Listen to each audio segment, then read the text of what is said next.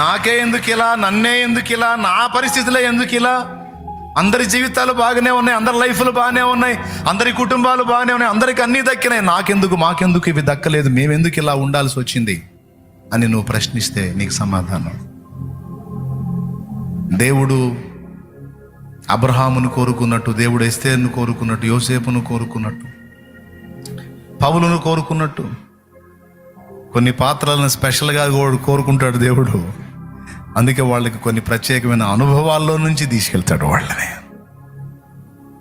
నాకే ఎందుకు కాదు,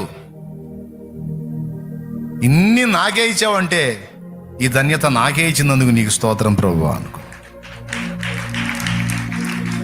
నాకున్న బాధలు ఎవరికీ లేవని నువ్వు అనుకునే పని అయితే నీకున్న ధన్యత కూడా ఎవరికి లేదని దేవుని స్తుతించు. ఎందుకంటే ఆయన స్పెషల్గా నీ మీద వర్క్ చేస్తున్నాడు. ఇప్పుడు నీకు అర్థం కాదు, ప్రస్తుతం